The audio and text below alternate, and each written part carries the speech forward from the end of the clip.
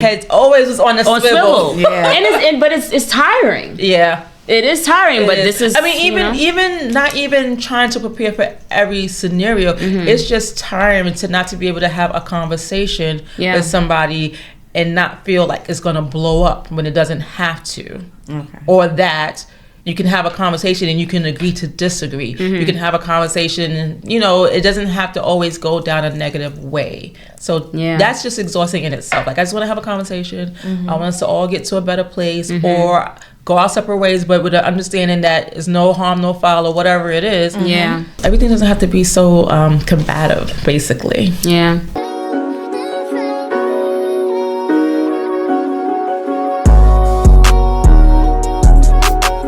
Welcome to another episode of Not Your Average Aunties podcast with your girls Joe, Key, and Jay. What's up, people? What's good in the neighborhood? So, Kira, what are we talking about today? We're going to explore the conversations that we have with ourselves when we need to talk ourselves off a ledge to avoid crashing out, as the young people say, right? So when something happens to you, when you've been wronged, and, as I was always say, the young people crash out. I have been one in my younger age. We didn't use the term crash out, but I have. You lose it, get lost it or something.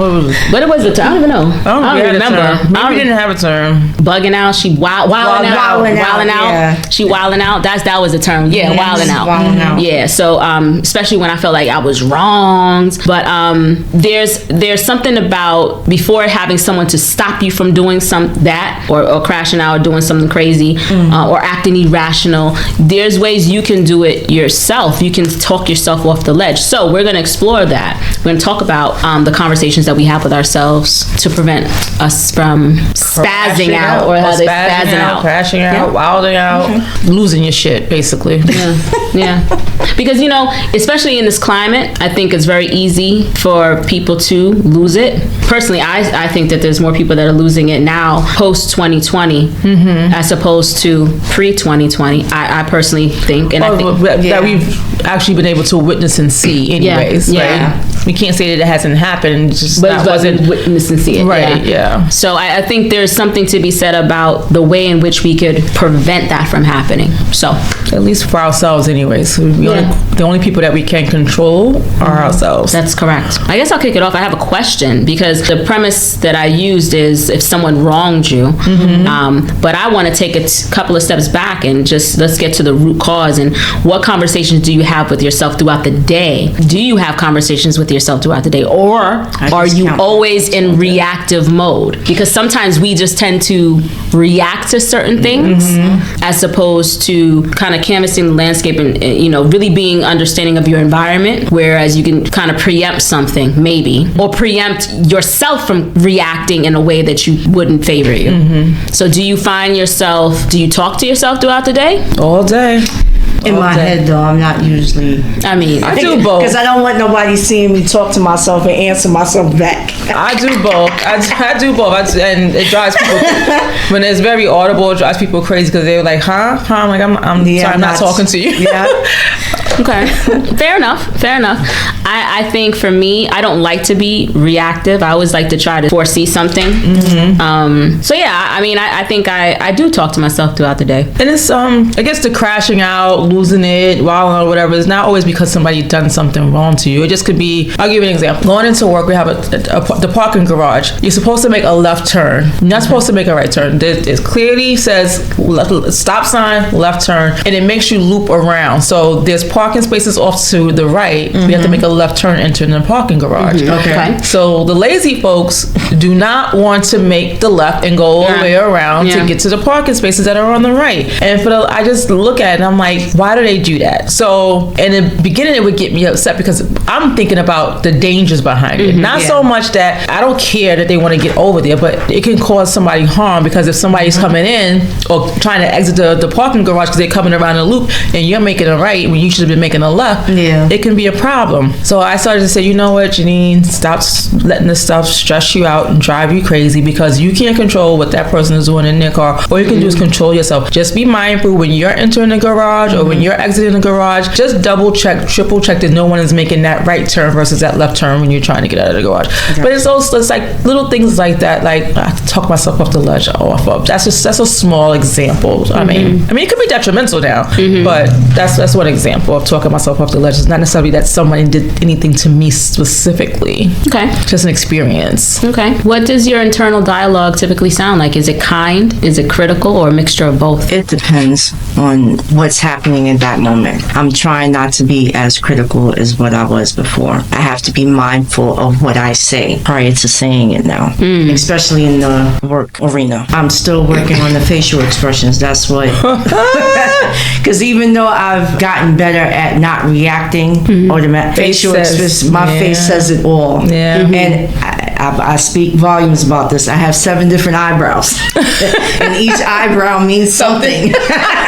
And people that know me kind of pick up on that already and know what I'm thinking or what I kind of thinking before I actually, without me even having to say it. My dialogue is I ask myself a question first. So more oftentimes it's on the kinder side than the not so kind side when I'm having conversations with myself about how something may have happened to me, how I may be responding to something, how I may be thinking about something. I'll ask myself a question, and it's usually the question is, how does it impact me really?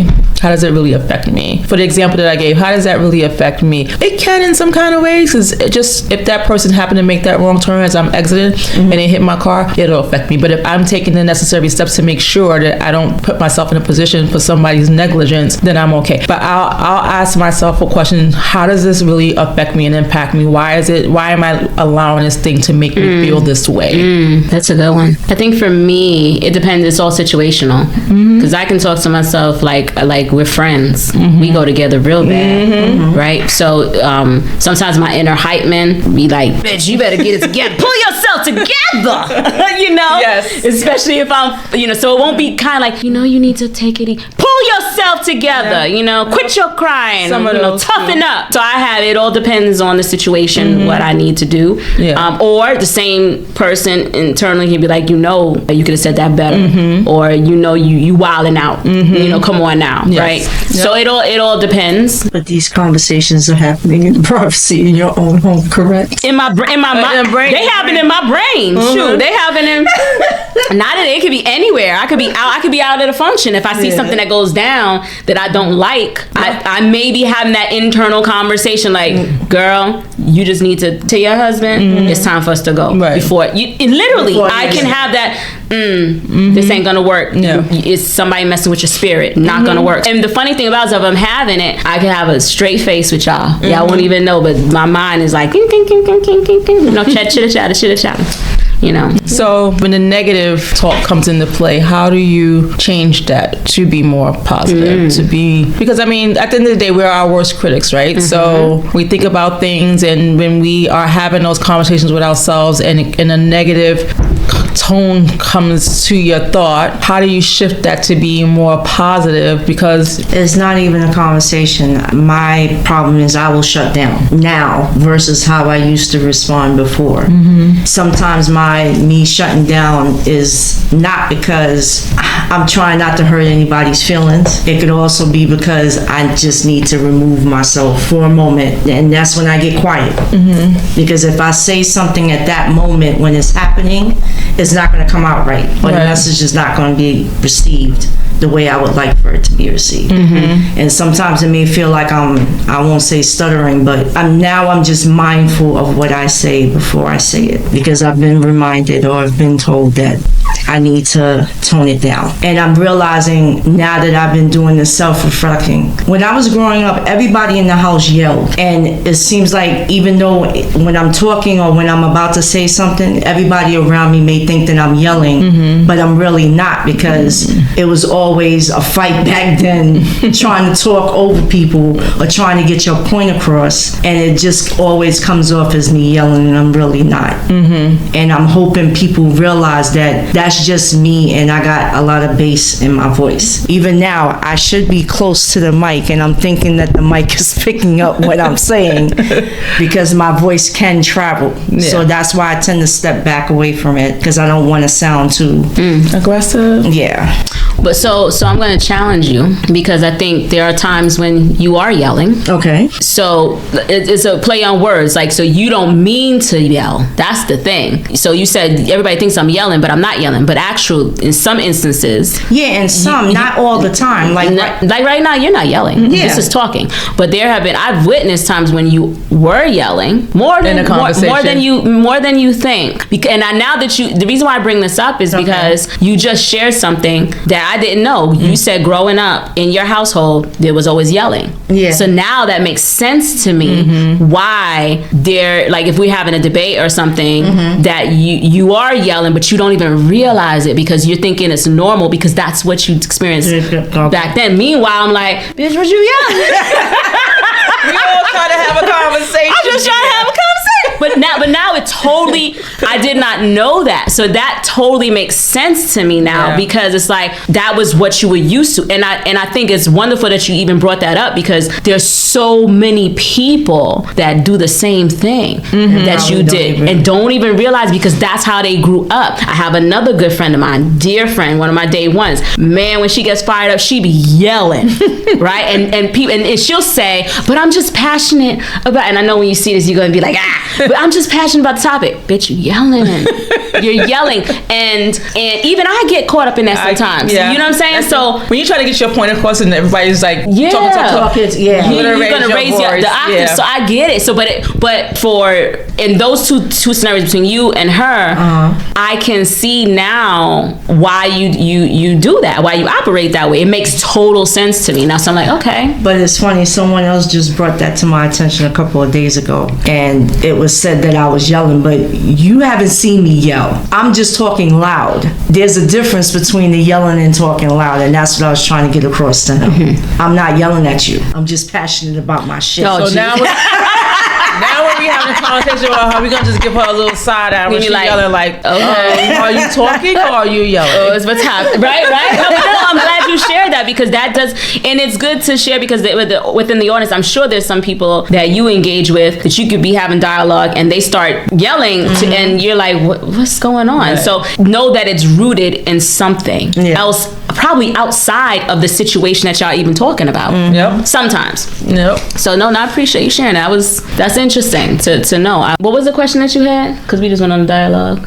We just went off a tangent because I was fascinated by what she said. Yeah, I was asking how do you shift the negative talk to a positive talk? But on that same, I'll let you answer the question because I have a follow-up to that. So I'm naturally a confident person. So I interpreted that as negative talk, like if I'm assessing myself on something. And speaking negatively to yourself. And talking down on myself. Right. So even though I'm naturally confident, but the most confident person can still have a break in their confidence. So whenever and let me just take 2 steps back. Folks that are going through menopause, and I stress that because I was not this person before going through this. But now I feel like my system is weakened a little bit. And I say that in jest, but I'm serious because there are times when it's like, gee, I used to be a little bit more like things like that, like it wouldn't break my confidence.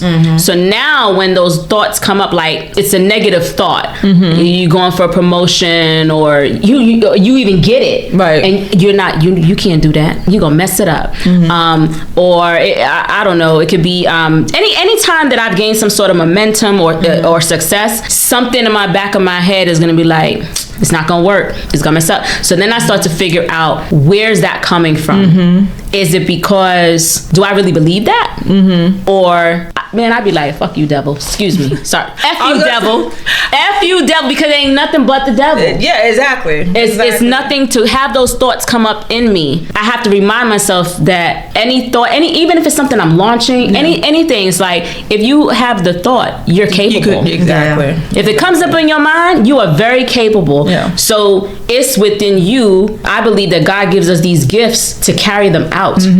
So if you have a gift of a thought that you can create something or do something, stop letting those negative things come up in your head. You can't do it. It's not going to work. Yeah. It's not going to do that. It's going to be bad. It's going to do this. Because that's nothing but the devil trying to stunt you, like, to stop you from doing it. Yeah, and that was like my next question to that was, because you sit back, assess what it is, ask why you're feeling that way, and shift that thought process and go on about how you were feeling confident when you knew you were going to get that or wanted that said promotion. Yeah. So you worked your butt off for that promotion. You deserved it. You got it. And now you're having this little negative moment. Now you're going to sit there and assess and ask yourself why you're feeling that way, and then you're going to move forward because you know you deserve it, right? So I was going to ask, in that, I guess, specific scenario, is it helpful to lean into that negative thought for a moment to think about why you probably even had those feelings so you can shake it off and move out of it? So I'm going to tell you. You're talking about at that moment in time when it's happening and you're talking lean into the negative moment, take it in for a second because it's happening, right? You can't stop it from happening. It's already happened at that point. Lean into it and think about why it even came about. What happened in that moment that when you got this promotion and you was excited and happy about it, now you have this negative thought of, I can't do this, I'm going to mess this up. Lean into that for a second and then think about why you would feel that way so you can, I guess, shake it off and move past it. So do you think it's important to do that? I think so. For me, a tactic I use, it's in the moment, I'm not doing that because I will go down the vortex of defeat. I'm not doing it. Okay. I will take it to my journal. Okay. Because I am a huge believer in journals, and I think they serve a great purpose if you use the right way. So I'm gonna take it to my journal, and then I'll have a moment later where I can identify the patterns. This keeps happening every time something, like I said, I gain momentum on something, and now I have this thought. Now I can start to figure out, okay, so what's making me do that? Because you are lacking confidence, or it could be something that maybe a friend even just asked me a question that started to put a dent in my confidence or something like that. So I have to see it so I can identify the patterns. But in the moment, it don't serve me no purpose in the moment because I'm trying to get yourself out of it, out of it, and move past it. So I don't like to lean it, but I will put it in the journal. I think it's important to document those feelings that you have, because you will go back and you will start to identify the patterns, and that will help you to figure out, oh, okay, when this happened, this is how I was feeling, this is what triggered it. It forces you to be accountable, as opposed to putting the blame on somebody else. So I like to write it down and then look back and try to see the patterns. I'm in agreement with Kira. I wouldn't be able to do that at that moment in time. That's my reasoning now for shutting down and just not speaking, because I need to be able to think about what's happening to be able to respond. I may not respond at that moment. I need a few minutes and then I'll come back. I agree. I think you need to shake it off. Go ahead and keep on pushing forward, but go back at some point in time. At some point and revisit it. Exactly. It's going to keep creeping up. Yeah, because it's going to keep coming back. Is for whatever reason, if you don't document it, you're not going to know. You're never going to be able to identify the reason. You can't think you're going to store it here. Having these things to a point where probably you're going to maybe break. Who knows? It depends on a person's resiliency, right? But I can only imagine if every time something good happened to me, or I got excited about something and then I have this stupid negative thought of whatever, it's not going to work, that eventually that's going to grasp onto me and hold me. It's going to hold you. Yeah. And that's why I say a lot of people don't even think about leveraging a journal or writing things. Again, a lot of people think, oh, that's weak, that's this, that's that. It's not, because it helps you identify the patterns that you have within yourself. You can't think that you're going to store everything in your head. You're not. You're going to forget things, right? So, but when you capture it on paper, you can't deny it. If you're being honest with yourself, which you should be honest with yourself in your own journal. You should be. I think most people, most people don't journal because they think of it as a task. It's like, it's not necessarily something you have to do every single day. It's good to capture your thoughts and capture your feelings and think things through for one of the very reasons that you mentioned, but it's not meant to be a daunting task. And I think that's why people are like, oh, I don't want to journal because I gotta go write it every single day. How am I feeling today? What's my gratitude? But no, it's not. Oh, it's not that. No, it's not. I have to get back into it. I was doing that for a while and then I stopped. But I see now I do a lot of recordings on here. However you I may not be writing that down. This is what I'm doing. It don't have to be in pen, written paper. If you want to do an audio journal, that's journaling. It's getting it out. I think it's great to get it out. I think, like I said, it identifies your patterns. It helps you to see some places where you might have misstepped. Again, if you're being open and honest about, and you can do there's different prompts people use and stuff like that. But do I do it every day? No. But do I do it several times a week? Yes. Because and do I try to make it like the first thing in the morning? Absolutely, because that's when is the time. You know what I mean? I ain't gonna do it the night going to bed. It's just not practical. But some people do. Some people do it. It depends on people. So it depends on your thing. Their routine, right? They have a morning routine, midday, night, whatever their routine is. If journaling happens in the morning, it happens in the morning. If it happens at night, it happens at night. But what I would tell you is, I love, one of the things to help me stop that negative talk is when I do go back and I reread the good stuff. It reminds me, especially if you're lacking confidence and you wrote some good stuff down, you be like, it reminds you who you are. So you don't have to be like, oh, this ain't gonna work out or nothing. It reminds you of who you are, and reminds you of what happened in that day to make you feel that way. You want to go and do that. You want to do that and repeat that again. Yeah, repeat that. And you want that good feeling. Another thing I do to help me, I will consume like all positive things. I'm very big on, especially if I feel like I'm not really having a good day because of I don't even know. I can't even put my mind like on why. I gotta, whether it's music, whether it's anything that's positive, podcasts that are positive, reinforcing, reaffirming, ebook, books, whatever, ebook, Audible, whatever you want to do. That, but for me, anything that's going to help me to stay away from that negative energy. Because it's a frequency. So no negative talk over here. I got a question. Have you ever role played in your head to prepare for a tough conversation or a decision that you need to make? To the point I may overthink it.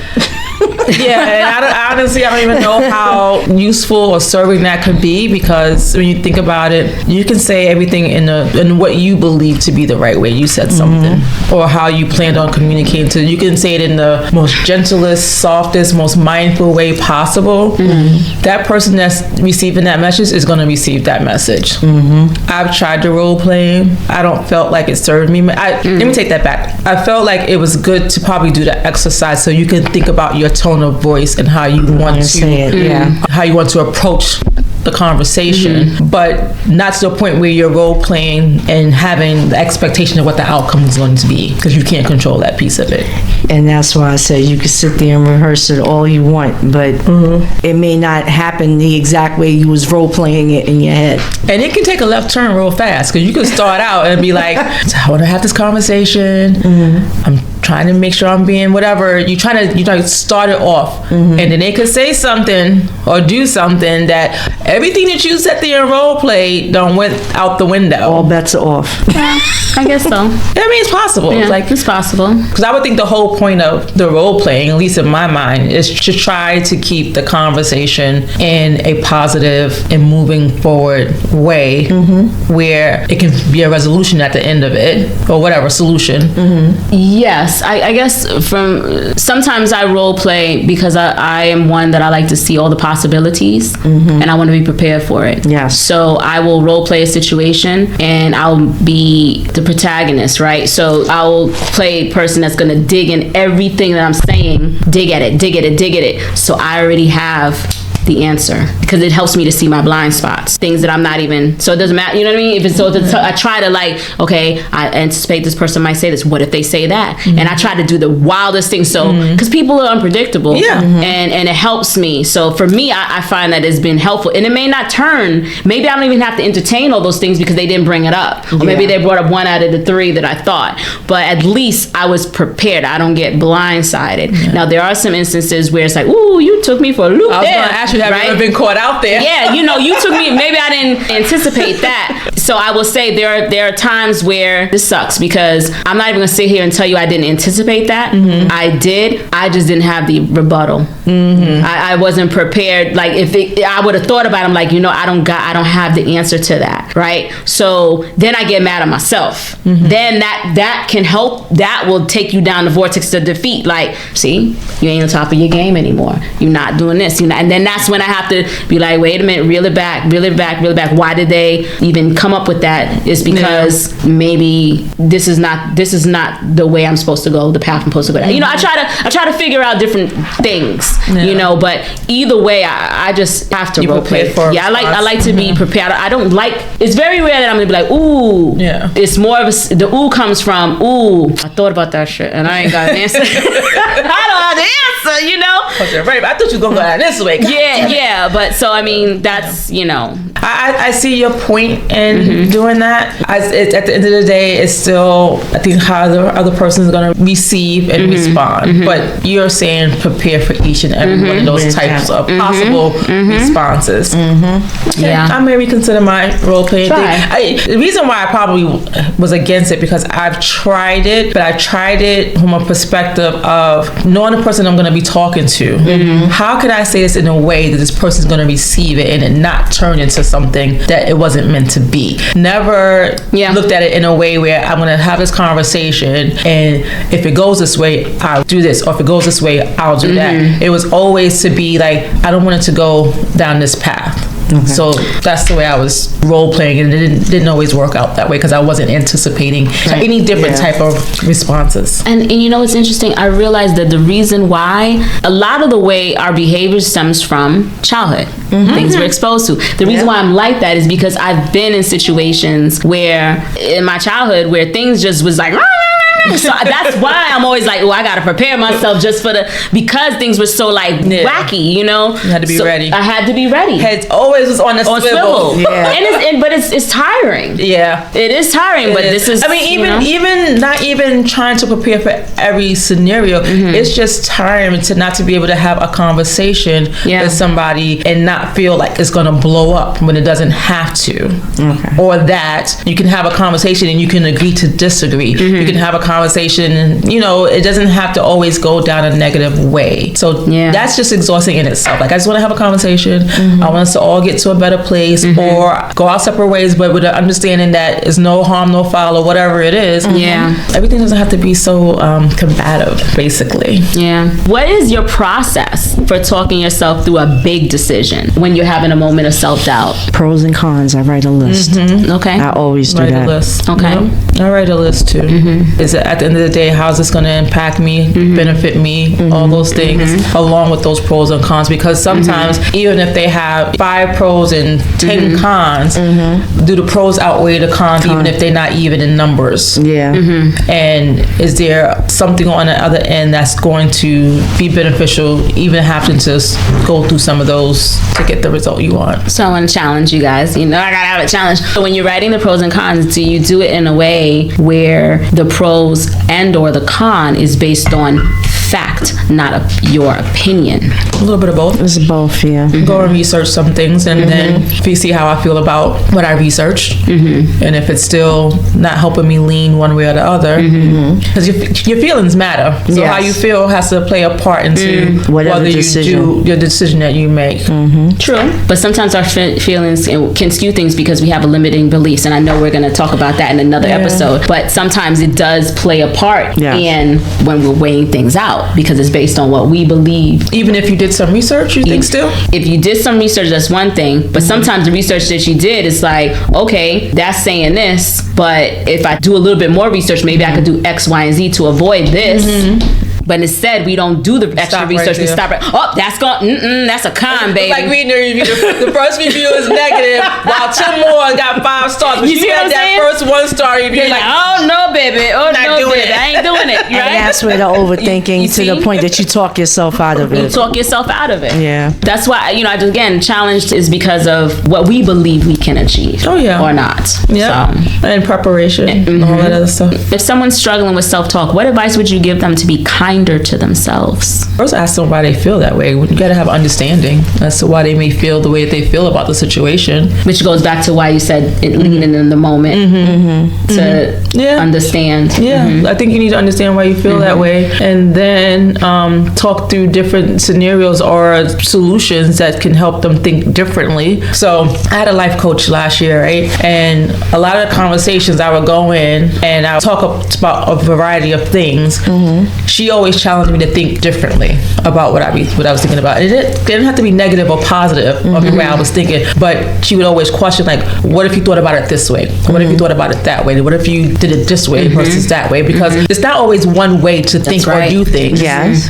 So when you only think about that one avenue, so I would try to help them think about something in a different way, and then say how would that make them feel if they thought about it this way? Because now you're gonna hopefully be more kinder to yourself, because now you're thinking about things differently.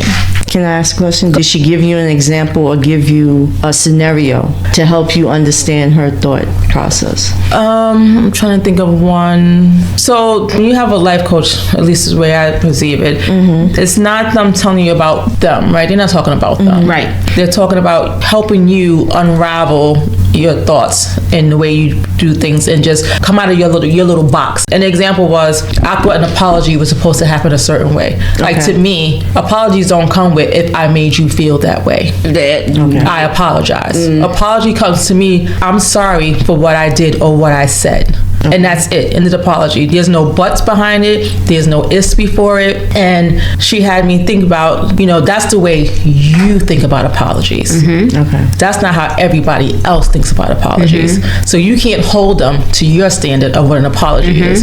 If they said they're sorry and they meant it, and they showed that they meant it, you should accept their apology. So that's just an example. Yeah. I think sometimes people get played on words because they get that if I made you feel that way, it's almost that because you did make me feel that way. But they that wasn't their intention. So they could have said it, reframed it. Right. Like, I'm sorry, I did not intend to make you. That goes down better. Much better. Than if I made you feel. Right. But reality, they're saying the same thing. Yeah. Although not the ones that gaslight y'all. Because there are people that and I think that's where it comes from. When you say it that way, are you really sorry? Are you really saying it's my fault that I feel the way that I feel, the way that you made me feel, versus just how you made me feel? So it's just helping you think differently about certain things. Come out of your little square box or round hole, whatever it is, and be kinder to yourself. Because listen, we have enough people being hard on us as is. So I think that's why, again, I go back into the journal thing, because I think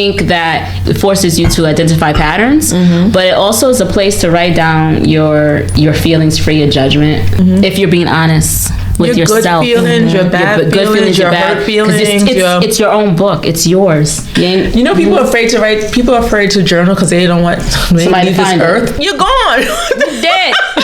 You're dead. Let your kids read it. You're dead.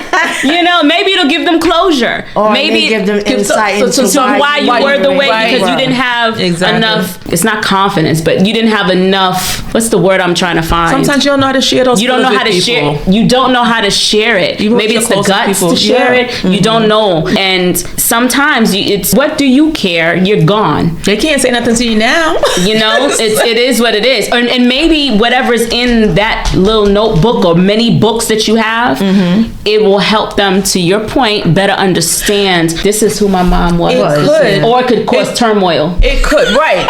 Because it can make them. You can see you in a light other than what you wanted them to see you, and you wanted them. You got it. Then own up to yourself. To leave this earth, it's them knowing you this way, and they come to find out that you were this way. How is that going to make your loved ones that are left behind feel? Like, it could be those kind of things why you don't want to write a journal. But I think if you were showing up as your authentic self, then they wouldn't have to be. Because people do, and that's what's causing people problems. Yes, you can't keep up the fakeness. Stop being a fake. You're a fake. Well, I think here's my opinion. If you're faking it in real life, you're faking it in your journal. That's my thought. You're not gonna write it, and then you're lying to yourself. Right. So that's why I always feel like, if you're fake, you're fake. You're gonna be fake wherever. It's like you I don't know. I have a theory. I feel like, and I'm speaking about women. I feel like women, if you wrote in your journal a little bit more, particularly about the men you messed around with, you will see patterns. Think about it. For sure. If you, for those of you that I can't find nobody, then they say out there is piss in the water, right? And in the dating pool.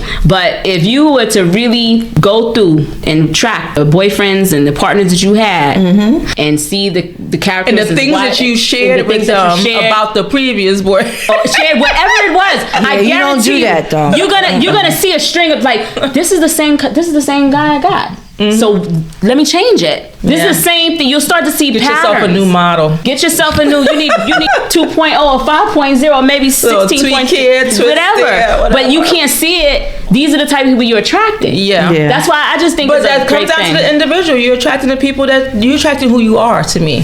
So, and I think we talked about this before. We were talking about it, but it's worth repeating.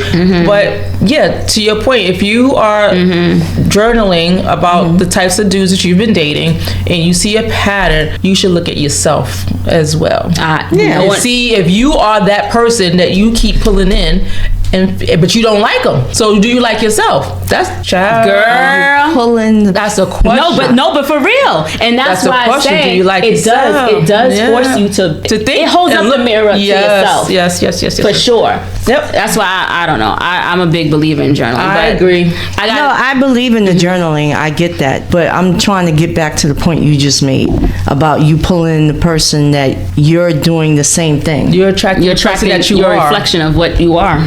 To some degree, it can be. Okay, to some degree, not completely. They're not completely exactly who not you a are. mirror, but there are certain qualities. Yeah. Because why would that person? If you're materialistic, you're going to attract a materialistic type of person. If you're very superficial, you're going to attract a superficial type of person. I'm not, and that's probably as far as I'll go. I know there's other characteristics, but those are the things that you could, because that's who you are, and you're going to attract that person at your core. And when that person shows up that way to you, you don't like it, but you don't realize that's how you're showing up to others. Okay. Now, on the flip side of that, this is I'm gonna put. So imagine someone who is materialistic. They attract someone who's not materialistic. There's another quality in that person that you attracted that was in you. It just might not be that overpowering quality, right? Okay, So maybe it's that connection that you guys had great conversation. Maybe the sex was amazing or whatever it was, right? Okay. But and then you had great conversation, whatever, and you could be completely opposites. Yes. But there's something in them that is innate within you. It's just not that dominant quality, right? Which sometimes for some people they suppress it,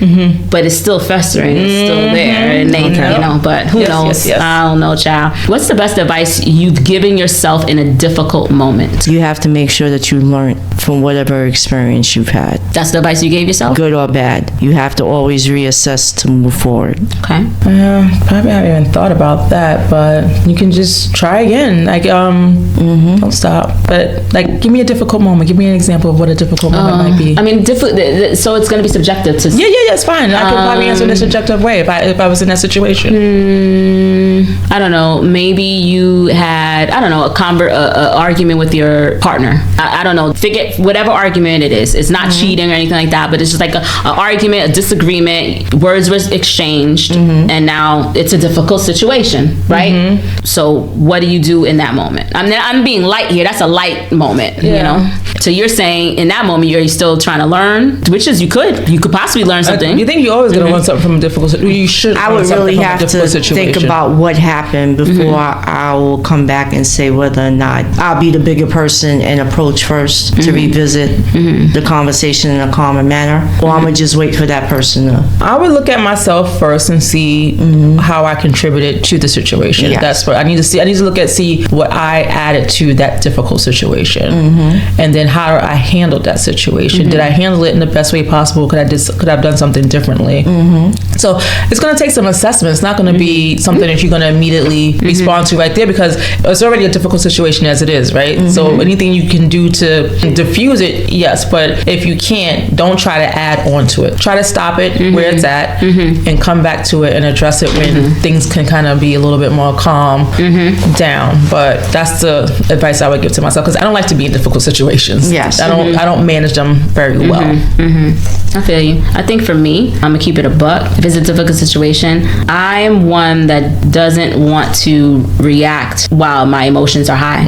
So I need to do whatever I need to do to calm myself down and keep it. Listen, if I need to smoke a little something, I need to just remove myself. I need to do it. But even removing myself, sometimes depending on the situation, I'm still fired up. So if I need to let me go chill, let me go play my music, let me just chill. Whatever I need to do to take it down a couple of notches and forget about. That's why I say if I smoke some, I ain't gonna think about you. I'm a be someplace else. And then I need to, because it removes the emotion, and then I could maybe the next day, because every situation don't have to be dealt with right then and there. It doesn't. Right? And when your emotions are high, 9 times out of 10 you're gonna make a bad move. Yes. So I try to be like, boop, boop. We're gonna park this. Yes. And I'm gonna come back to it when I have a better level head of thinking, when I can do all the things that y'all said. Assess, do this, because sometimes my emotions running high, it's all bets are off. Yeah. So I need to park it and then address it later. Nope, I agree with that. I don't think everything has to be. But sometimes you get somebody that wants you. That's what I was gonna say. And I gotta how be like, do you deal with control that person? You control it. Yeah. You have the opportunity to be like see, this is the thing that people, when they argue, and you just sit there and look at them. I don't want to talk about this right now. I don't want to talk about it. My husband does that to me a lot. Now I'm a vulnerable moment, story time. No, let me tell you something. I've experienced it too, and I don't like it. I'm telling you right now, I don't want to talk about it. Let it go. He will let it go. Get me all, because I could be like, if y'all didn't know, and he would look at me. I don't want to talk about it right now. Yeah. And then what am I supposed to do? I'm gonna argue to myself. But some of them will try. Some people will keep pushing. I don't when talk you about already it now. said, let's not do this right now. They will keep pushing. And they'll be quiet for a second. I'm one. And then they'll come back 10 minutes later. I didn't say I was out of timeout yet. I'm gonna tell you, I didn't say you was out of timeout yet. I can do that. I need a minute. And so just respect people's, when they say they need a minute, give them a minute. That. So over the years, I realized when I still wanted to go, and he's like, I don't talk, no. And he will not, he'll be like, I don't know what you're doing. We're not talking, I don't want to talk about it right now. And then I have to be like, you know what? I'm not getting anywhere. So I would say something like, you're a fucking loser. You're not, like, you can be an asshole, and he's like, why you gotta call me names? Listen. But no. I used to be like that. But you gotta stop it. You gotta stop it. Now it's like, it's okay. We're not. I'm gonna let you be great. I'm gonna just. Yeah, it's not worth it. I think it's better for both parties most times. Yes. At the end of the day, let's look at the bigger picture, people. Yeah. Who's gonna win in the situation? Certainly not you, because you're talking to your damn self, because ain't nobody talking back to you. So you kind of just have to. So now I learn. My emotions again, but let me just. And I think that's what, as a person who needs to get it out, they don't know how to calm themselves down, because they gotta just. Now I do. I just walk away. Where my lighter? I love having this moment, because I'm gonna go have mine. Exactly. Yep. And then I'm talking to myself right there. I'm like, okay, so this, and then in my inner hype, like, girl, you was wrong. And then I come to my senses, and it's like, all right. He'd be like, you good? You all right? And then we joke about it or whatever. So, but again, I think to avoid the blow-ups and the unnecessary streaming matches and stuff like that, which we've never really done. Yeah. But if you just take a beat, that's what I guess saying all of this to say, whatever you need to take a moment to be like, let's park this. Assess. Yes. And then I can come back and we can revisit this later. Yeah, for sure. Yep. For sure. And write it down. Get it out. I mean, we're not saying hold things in, right? We're saying get it out, just that it's not always has to be in that moment. And if it can't be with the person, you have a notebook, you have a recording, whatever you need to do, because you can't let things stay pent up. That's for sure, because it doesn't serve you no purpose, or the person who needs to hear it any purpose. I did notice a difference though. The recording helps me hear myself. That's why I did the journaling, but I think the recordings help better, because whatever I'm feeling in that moment, I need to be able to express it the way I need to express it, because I didn't get to express it at that moment when it happened. So do you scream in your recording sometimes? Sometimes, yeah. Oh yeah. Or I'll say it the way I wanted it to come out. I need to be able to express myself in that way. Do you though? Do you need to express yourself in a certain way? Yeah, I do. Because that's how I'm. But then you're gonna. So then when you go to really truly express yourself to that person, you're still not expressing it in the way that you felt you need to express it in. You're expressing it in a more calm way. It'll be in a calm way. So that's why I asked you, do you really need to express it in a screaming, raging way? It won't be screaming. I'm just saying, because I'm always being told I'm talking being too loud or I'm screaming all the time. Sometimes because I'm so angry at that moment and I'm trying to tone down or I shut down and I don't get to express myself or get it out, because now you done made me mad. I got to be able to get it out. So when I do revisit, it doesn't come out in that way. I'm able now to really think about what I'm about to say and say it in a more calm tone for it to be received. Now, if it's not received in the way it should have been at the time when I'm in a more calmer state and you still take offense to what I've said, you have no control over that. Then you got no control of that. Yeah. You can only do what you can do.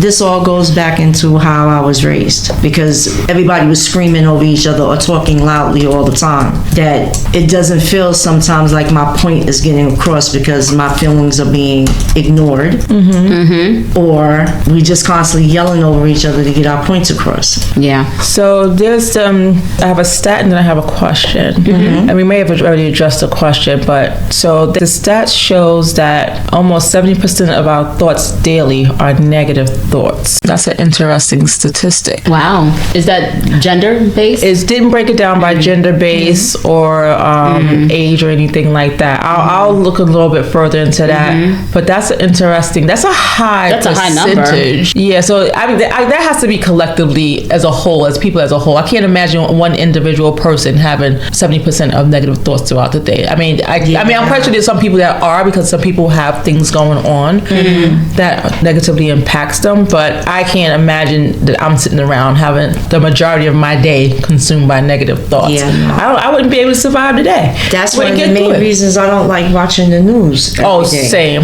I don't either. I don't, because every time I turn the TV on, is always somebody getting murdered. Something. Just like the news that was going around about that nurse that was breaking babies' bones. I ain't listened to the news in weeks, and then I turn it on, and that's the first thing I hear. No, I'm turning it back off. That's true. Yeah. So we may have touched on this, but I'm going to ask a question anyway. What was your most negative thought and how you countered it? Do you have a common negative thought? I guess is really the question. No. I thought the question was, had you ever had?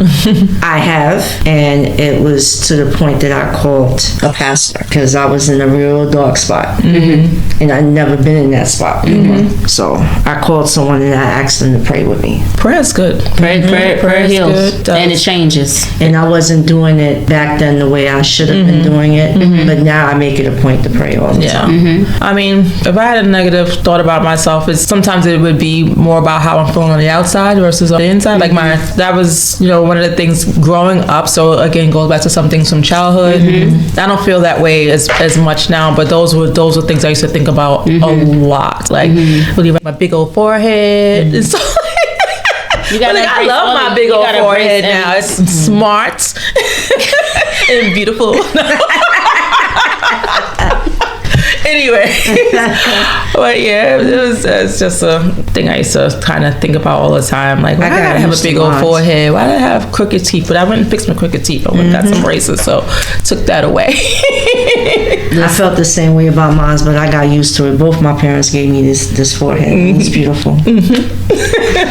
I mean, I don't know that I have a reoccurring, but I guess I just handle it the same way that I've handled everything. Try to block it out. I think for me, if there's anything that have come up from childhood, I'd just be like, now, especially now, I'm like, those people, where are you now? But damn. I'm just like, whatever, like maybe that contributes to my confidence because I had to build up from young. Like I don't take too much of what other people say. I don't let it bother me. I try to really build me up more. You just got to keep reinforcing it. So you guys out there, reinforce it, and we love you.